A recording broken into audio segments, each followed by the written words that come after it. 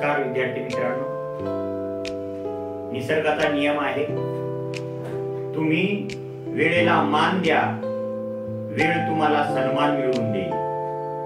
आज नायक नीती या सदरातील हा पहिलाच प्रयोग, त्यामुळं आपण सर्वांनी हा प्रयोग चांगल्या पद्धतीने ऐकावा आणि त्यावर चांगल्या पद्धतीने जर आपण चिंतन केलं, त्याच्यावर जर कार्य केलं तर जीवनात आपण एक यशस्वी विद्यार्थी म्हणून, यशस्वी माणूस म्हणून, यशस्वी आदर्श माणूस म्हणून, आदर्श नागरिक म्हणून आपण नक्कीच समोर याल अशी आशा व्यक्त करतो आणि आजच्या या सदराला सुरुवात करतो। आजचा सदर आहे मित्रांनो, माय नॉलेज इन माय पॉकेट।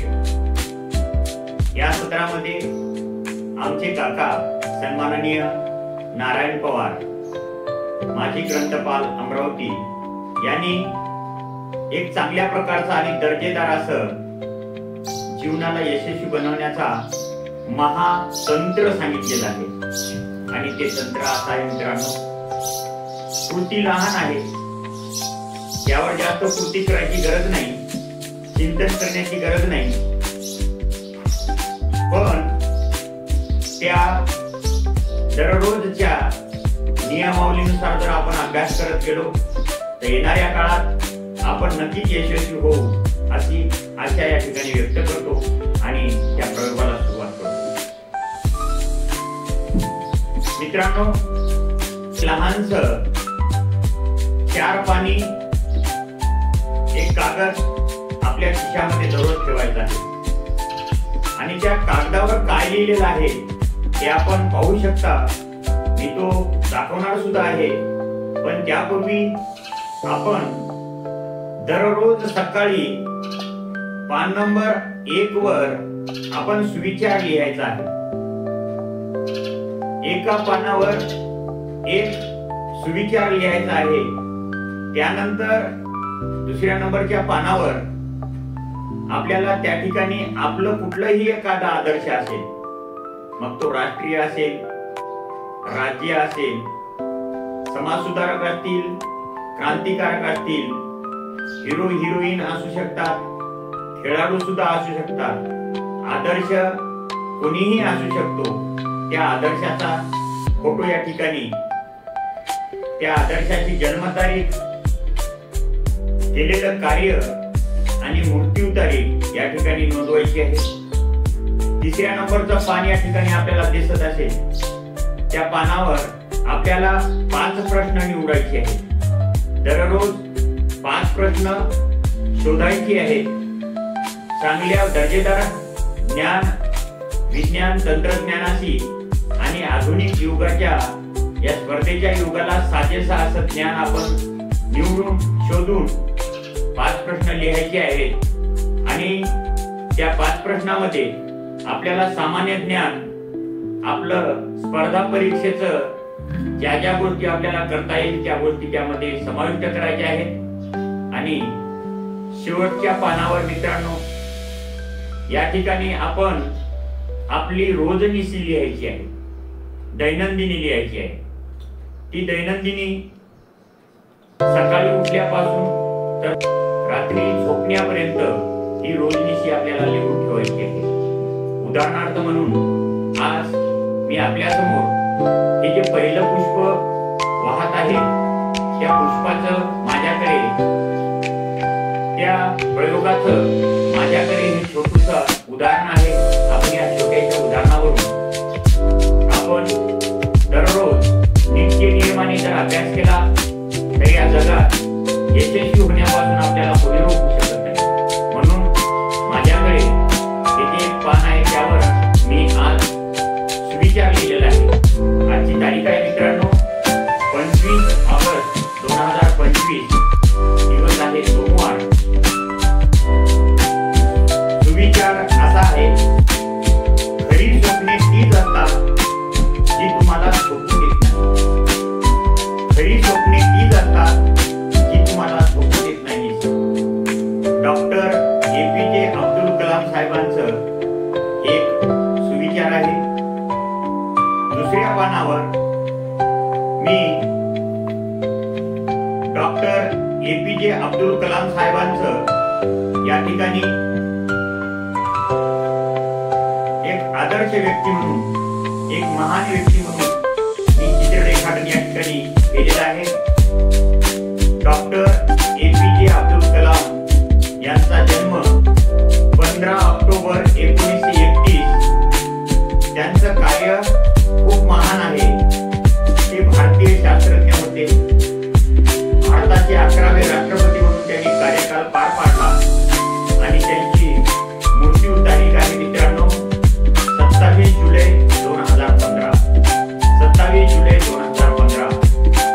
आणि आपण याविषयी माहिती घेताना तिसऱ्या पानावरचं या ठिकाणी मी काही सामान्य ज्ञान, काही प्रश्न स्वतःला विचारलेले आहेत आणि ते स्वतःचे प्रश्न या ठिकाणी मी तयार केलेले आहेत. प्रश्न पहिला आहे, डॉक्टर APJ अब्दुल कलाम यांचं पूर्ण नाव काय होतं? डॉक्टर APJ अब्दुल कलाम यांच्या मूळ गावाचं नाव काय? तिसरा प्रश्न मी या ठिकाणी घेतलेला आहे मित्रांनो, डॉक्टर APJ अब्दुल कलाम यांना भारतरत्न पुरस्कार कधी मिळालेला आहे? आणि चौथा प्रश्न मी या ठिकाणी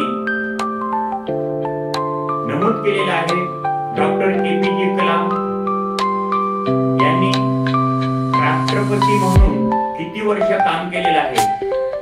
आणि शेवटचा प्रश्न मी या ठिकाणी नोंदवलेला आहे मित्रांनो, डॉक्टर अब्दुल कलाम यांचा मृत्यू कोणत्या वर्षी झाला? असे 5 प्रश्न मी या ठिकाणी लिहिलेले आहेत. आता शेवटच्या 4 नंबरच्या पानावर या माझ्या माय नॉलेज इन माय पॉकेट या पानावरच्या शेवटच्या पानावरचं वेळापत्रक किंवा दैनंदिनी मी वाचून दाखवतो. आपण विद्यार्थी म्हणून सकाळी 6:30 उठायचं आहे, व्यायाम करायचा आहे, काही खेळायचं आहे, आंघोळ पाणी चहा नाश्ता केल्यानंतर 8 वाजेपासून तर 10 वाजेपर्यंत आपलं गृहपाठ, वाचन लेखन, काही सामान्य ज्ञान असेल ते या ठिकाणी वाचन लेखन करायचं आहे. त्यानंतर 11 ते 5 ही आपल्या शाळेची वेळ आणि आपण 11 ते 5 शाळेत असलो पाहिजे. त्यानंतर 5:30 ते संध्याकाळी 7 वाजेपर्यंत थोडं काही खेळणं, जेवण, TV वगैरे पाहणं, मोबाईल वगैरे पाहणं या 1-1.5 घंट्याच्या कालावधीत आपण करायचं आहे. आणि नंतर रात्री 7 वाजेपासून ते 8:30 पर्यंत आपण आपला जे काही विषय असेल, जो विषय निवडलेला असेल, वर्गाचा विषय असेल, इयत्ता ज्या इयत्तेमध्ये आपण शिकतो त्या इयत्तेचा विषय असेल, त्याचं वाचन, पठण, मनन, चिंतन करायचं आहे. आणि 9 वाजता आपण रात्रीला झोपायचं आहे. ही दिनचर्या जर आपण आत्मसात केली तर यापासून आपल्याला वेगवेगळ्या प्रकारचे फायदे मिळू शकतात. आजपर्यंत पाहिले विज्ञानाचे फायदे आणि तोटे, मोबाईलचे फायदे आणि तोटे, विज्ञान शाप की वरदान, विज्ञान शाप की वरदान, तंत्रज्ञानाचे यश अपयश आणि मानवाने अद्यावत केलेली कामगिरी, त्यामध्ये त्याला यश किती मिळालं आणि अपयश किती मिळालं असं आपण वाचतो. तेव्हा आजच्या या पुष्पामध्ये आपण या प्रयोगातून विद्यार्थ्यांसाठी कुठल्या प्रकारच्या मार्गदर्शक गोष्टी आपण या ठिकाणी करू शकतो? नंबर 1, विद्यार्थ्याला नवीन नवीन शोधण्याची, नवीन आदर्श, नवीन सुविचार, नवीन म्हणी, काही वाक्य असतील, काही थोडा मोठ्याचे वाक्य असतील, काही स्लोगन असतील, ती शोधण्याची वृत्ती वाढीस लागेल. नंबर 2, यातून आपल्याला हस्ताक्षर, चांगले अक्षर म्हणतात, सुंदर अक्षर हे परीक्षेतील अध्ययन आहे आणि खराब अक्षर हे अर्धवट शिक्षणाची खूण आहे. तर मित्रांनो, आपण हे 4 पानाचं जे आपण प्रोजेक्ट तयार केलेला आहे, त्या प्रोजेक्ट मधून आपल्याला सुंदर अक्षर, चांगल्या प्रकारचे अक्षर काढण्याची संधी मिळणार आहे आणि आपले अक्षर सुद्धा चांगले होणार आहे. सर्वात महत्त्वाची आणि तिसरी गोष्ट, राष्ट्रीय पुरुष असतील, राष्ट्रीय नेते असतील, राष्ट्रीय समाज सुधारक असतील, क्रांतिकारक असतील, खेळाडू असतील, नटनटी असतील, आपले जे भी आदर्श असतील त्यांच्याविषयी ज्या ज्या ठिकाणी आपल्याला त्यांचं कार्य शोधता येईल ते शोधून आपण या 4 पानाच्या आपल्या दुसऱ्या नंबरच्या पेजवर रेखाटन करायचं आहे. ते शोधून जन्मतारीख असेल, सामाजिक कार्य असेल, राजकीय कार्य असेल,